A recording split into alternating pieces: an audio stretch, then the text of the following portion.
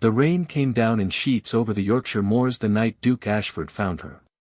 She was curled beneath the stone archway of Ravensmere's east gate, soaked through, her thin frame trembling against the cold.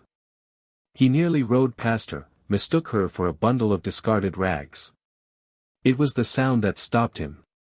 A cough, sharp and rattling, entirely human. "Good God," he murmured, swinging down from his horse. She flinched from his touch, but she did not run. She couldn't. Her legs would not hold her. "I mean you no harm," he said, crouching low, his voice gentler than his household staff had ever heard it. "What is your name, child?" She stared up at him with eyes the color of storm glass, startlingly clear despite the grime on her face. "I don't remember," she whispered. "I don't remember anything before the road." It should have been reason enough to leave her to the parish, to the workhouse, to anyone but himself. A duke did not carry beggar girls into his own home. But something in her gaze, a dignity that poverty had not managed to strip away, unsettled him in a way he could not name. He lifted her into his arms as if she weighed nothing at all. By morning, the halls of Ravensmere were alive with whispers. Servants exchanged glances. Lord Pembroke, visiting on estate business, went pale the moment he saw her face across the breakfast room, pale, and then furious, though he masked it quickly behind a tight, careful smile. "Who," he asked slowly, "is that girl?" No one could answer. But somewhere behind Pembroke's eyes, an old fear had already begun to stir. Duke Ashford had not intended to keep her. That had been his reasoning 3 days prior, when he'd instructed the housekeeper to see the girl fed, bathed, and given a bed in the servants' quarters until she was well enough to be sent along to the parish workhouse in Thirsk. It had seemed the responsible thing. The proper thing. A duke could not simply adopt strangers off the road, whatever pity stirred in his chest. And yet here she was, a week later, sitting in the estate's sunlit morning room in a borrowed dress far too large for her narrow shoulders, carefully mending a torn curtain hem with more skill than any parlour maid he employed. "You needn't do that," he said, standing in the doorway. She looked up, startled, and nearly dropped the needle. "I wanted to be of use, Your Grace. I couldn't simply take your charity and give nothing in return." It was, he thought, an oddly proud sentiment for a girl who could not recall her own name. They had taken to calling her Elena, a name the housekeeper had chosen, simple and unassuming. It suited her plainness of dress, though nothing about her bearing was plain at all. She held herself with a straightness of spine that servants did not have. She spoke with a clarity of diction that beggars did not possess. Small things. Ashford noticed them the way a man notices a single wrong note in a familiar song. Clara Hastings noticed too. "She's not what she seems," Clara said one afternoon, watching Elena cross the garden with the quiet grace of someone who had once been taught to walk in a great hall, not a workhouse yard. "Look at her hands, Edmund. No calluses. Whoever she was before the road, she was never a beggar by birth." Ashford said nothing, though the observation settled uneasily in his chest. It was Lord Pembroke's behaviour that troubled him more. The man, ordinarily a picture of easy charm, had grown stiff and watchful since Elena's arrival, finding excuses to linger at Ravensmere far longer than estate business required. Ashford caught him once at the edge of the rose garden, staring at Elena with an expression that was not curiosity. It was dread. "You know her," Ashford said quietly, coming to stand beside him. Pembroke's smile snapped back into place a half-second too late. "I know no such girl, Your Grace. I merely find her presence unusual for a house of your standing." But his hands, Ashford noticed, would not stop trembling. That night, for the first time, Ashford found himself wondering not what Elena had lost on the road, but what someone had gone through such trouble to bury. The unease did not fade. If anything, it deepened with each passing day. Ashford found himself watching Elena in ways he could not fully explain, not merely out of suspicion, but a growing, uninvited tenderness he had no business feeling for a girl of unknown birth.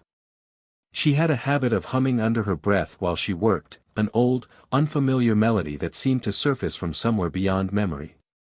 Once, when he asked her about it, she went very still. "I don't know where I learned it," she admitted. "But I feel as though someone used to sing it to me. Someone who loved me very much." There was a sorrow in her voice that struck him harder than he expected. It was Clara who uncovered the first true thread. She had gone into Thirsk on estate errands and returned pale and hurried, drawing Ashford aside in the privacy of his study. "I spoke with the parish registrar," she said. "There was no record of any girl matching her description ever passing through the workhouse rolls, not this year, not the year before. It's as though she appeared from nowhere, Edmund. But there was something else." She hesitated.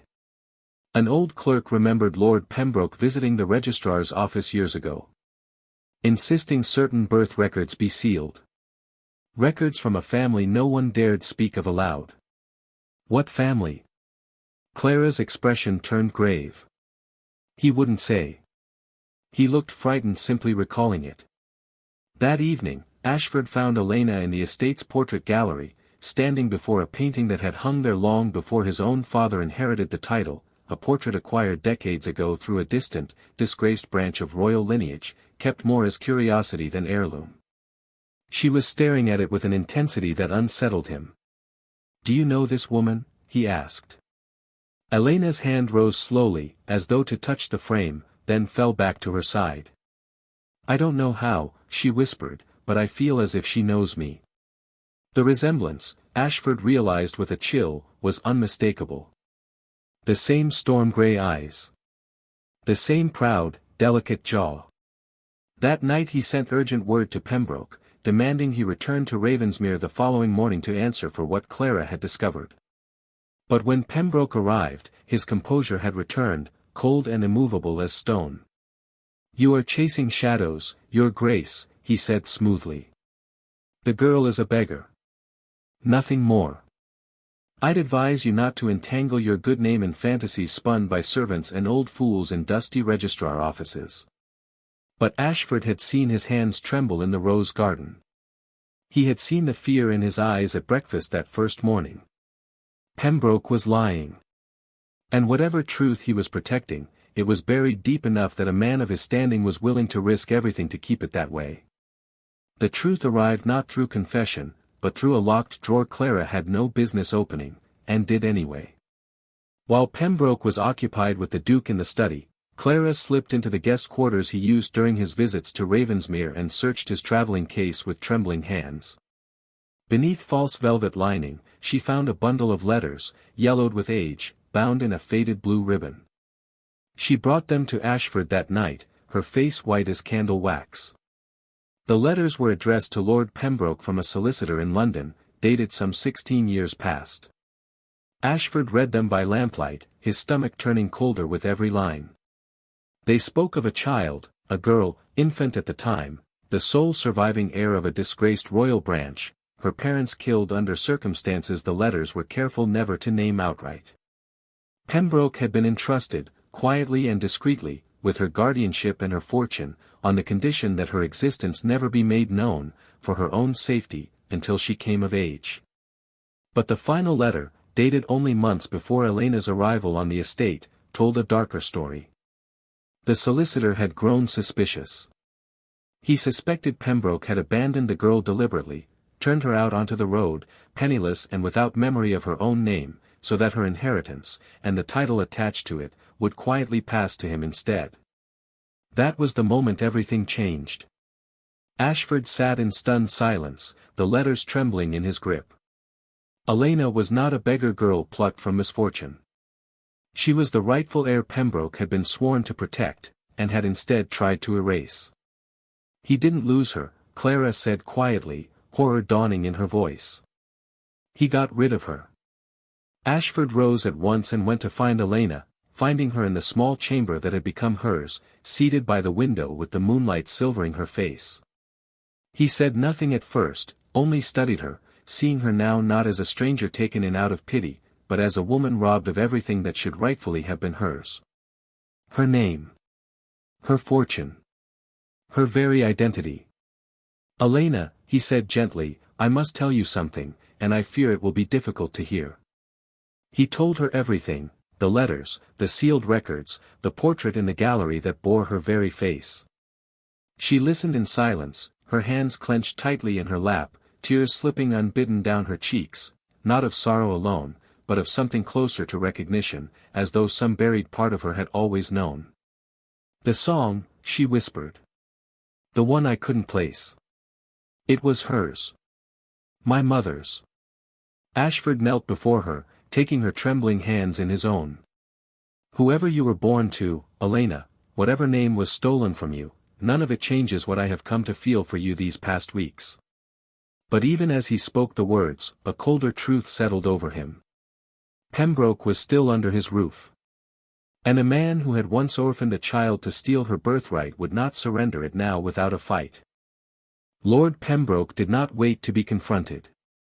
By the time Ashford descended to the study, letters in hand, Pembroke was already at the sideboard pouring himself a brandy with a steadiness that unsettled Ashford more than any display of panic could have. He had known this reckoning would come. He had simply chosen the manner of facing it.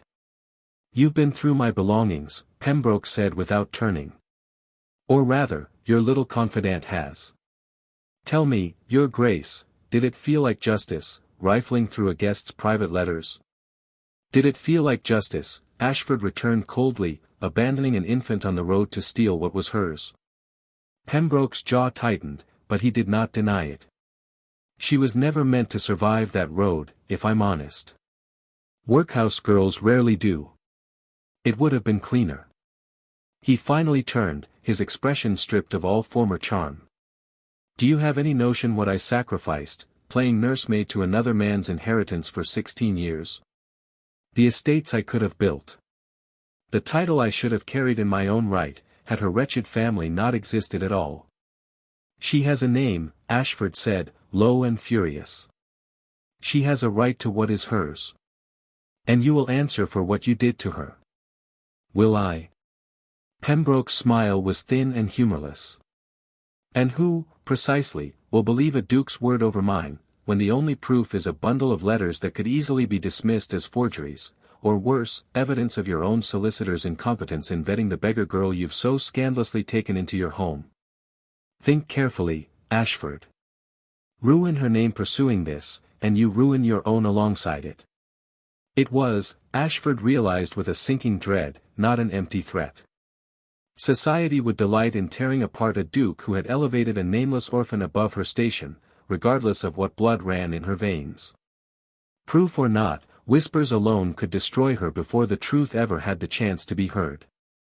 That night, Elena came to him in the library, her eyes red-rimmed but resolute. "I won't let you risk everything for me," she said. "Perhaps it would be simpler if I disappeared again.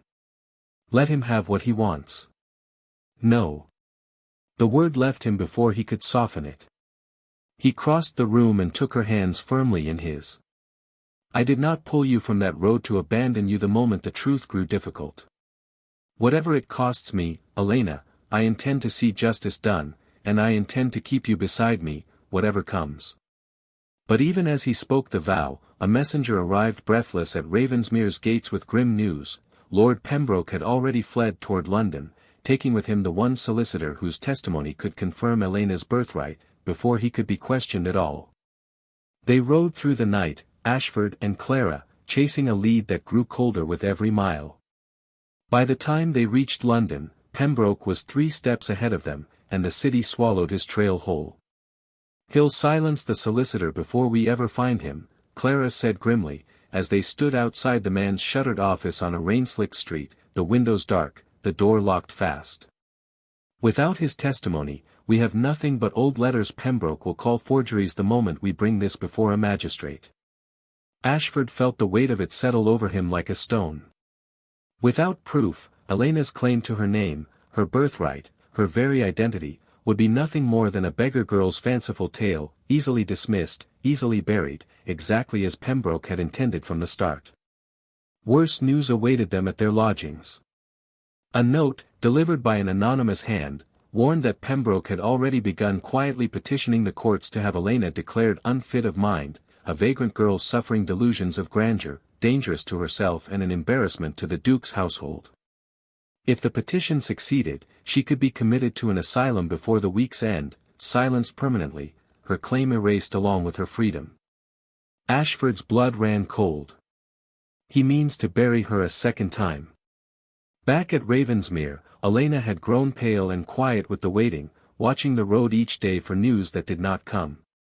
When word finally reached her of Pembroke's petition, something in her seemed to crumble.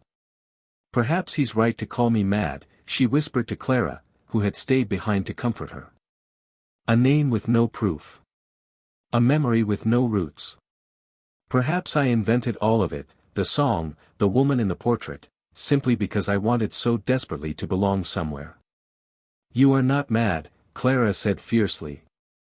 "You are afraid. There is a difference." Meanwhile, Ashford, refusing to surrender, tracked the solicitor's abandoned office to a small back room where an elderly clerk still kept records the man had left behind. There, buried beneath ledgers of unrelated business, he found what he had prayed for, a duplicate copy of the original guardianship documents, complete with the solicitor's official seal and a sworn statement never delivered, detailing his suspicions of Pembroke's fraud. It was enough. Barely. He rode through the night once more, document in hand, arriving at the London courthouse only hours before Pembroke's petition was set to be heard, only to be told the hearing had been moved up and was, even now, already underway. Ashford burst through the courtroom doors, breathless, rain-soaked, the proof clutched tightly in his grip, just as the magistrate lifted his gavel to rule. "Wait," he called out, his voice ringing through the chamber. "Before you decide this woman's fate, you will hear the truth Lord Pembroke has spent 16 years trying to bury." Pembroke turned, and for the first time, Ashford saw something other than composure in his face. He saw fear. The magistrate examined the solicitor's sealed documents in silence, the courtroom holding its breath. When he finally looked up, his verdict was clear: the guardianship fraud was proven, Pembroke's petition dismissed, his crimes referred for full prosecution. Elena's birthright, her true name, Lady Eleanor Winslow, heir to a line long thought extinguished, was restored in full.